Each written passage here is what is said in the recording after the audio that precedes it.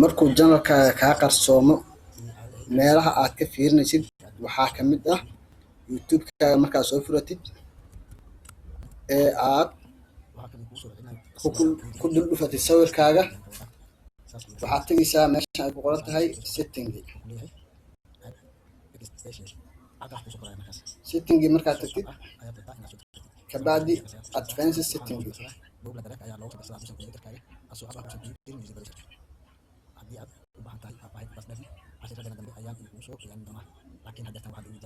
ama isu waa ka noqonayaa waxaan tegayaa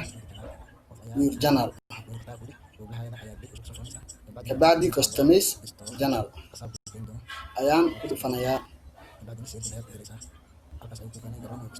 kabacdi waxaan soo furanayaa halkaas settingaas saliska ayaan soo furanayaa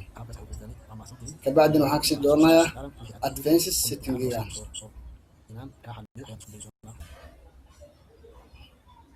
waa kana marka janalkaaga fiiri meeshaan markuu sabscribe-kiisa ku buuxo shuruudiisa uu ku buuxo meeshaan ayuu wuxuu ku keeni doonaa maxaa la yidhaahdaa linki hiding waa intaasaa kabacdi meeshaan hadeertan uu leeyahay google analytics dhigiisa geli meel ka hooseysa ayaa jiri doonta markuu janalkaaga shuruudiisa buuxo halkaas ayuuna wuxuu ku dhihi doonaa janalkaaga hayd ka saar oo ka qaar wax alaa wixii video iyo wixii ku jiro haddii marka bareefad ay kuu tahay ambarfay kuu tahay waad ka qaadaysaa waa intaasaa haddaa hal markuu ugu celiyo waxaan ku dhahay waxaad soo furanaysaa youtube-kaaga markuu janalka hayd kaa saaran yahay oo adiga xaggaa uu ka saarmay aadna u malaysay in lagaa jabsaday marka ugu horeyso waxaad fiirinaysaa